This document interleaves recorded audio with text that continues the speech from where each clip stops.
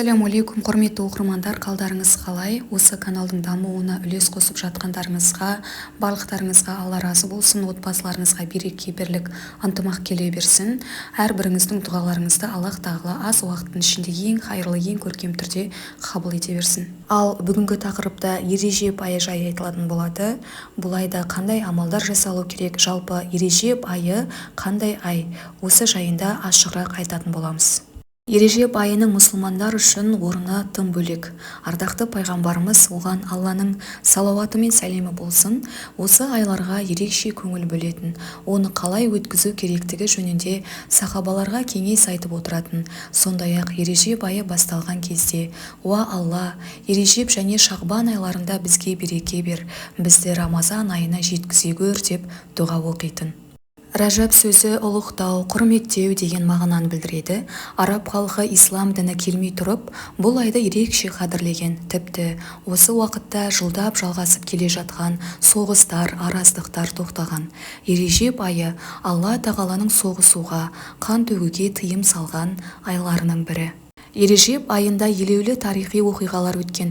Мысалы, жер бетін су басқанда Нұх пайғамбар кемеге мінген. Мұхаммед, оған Алланың салауаты мен сәлемі болсын, пайғамбарға алғашқы уахи түсе бастаған. Миғражға, көкке көтерілген. Ережеп берекелі әрі ұлы ай. Ондағы аз ғана ізгі іске көптеген сауаптар беріледі. Құлшылықтар мен дұғалар қабыл болады. Алла елшісі оған Алланың салауаты мен сәлемі болсын 5 түн бар, онда дұғалар кері қайтарылмайды. Олар Ережеп айының алғашқы түні, Шағбан айының жартысындағы түн, Жұма түні, ораза және құрбан айт түндері деген. Ережеп айының алғашқы жұмасында рағайып намазын оқу туралы келген хадисті кейбір ғалымдар негізсіз деп айтқан, дегенмен Алла елшісі Ережеп айында көп истихвар айтуды, яғни кешірім тілеуге үндеген.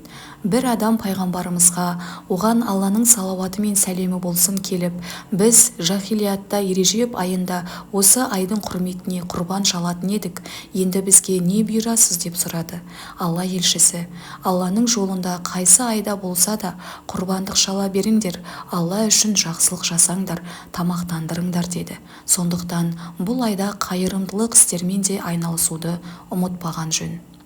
Алла елшісі оған Алланың салауаты мен сәлемі болсын, Ережеп айында ораза тұтатын, жәннатта суы сүттен ақ, балдан тәтті және мұздан салқын бір жұмақ өзен бар, ол Ережеп деп аталады. Бұл мөлдір бұлақтан тек Ережеп айында ораза ұстағандар ғана ішеді.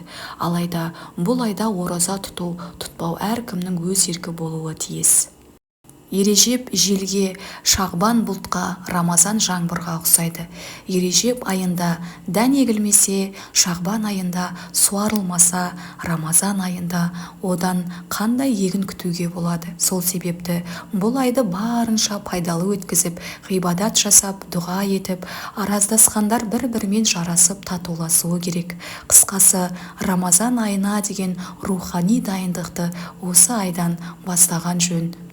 2024 жылдың Ережеп айы 13 ақпан күні басталды. Алла тағала дұғамыз бен ғибадатымызды қабыл етіп, қасиетті айдың шарапаты мен берекесін нәсіп етке.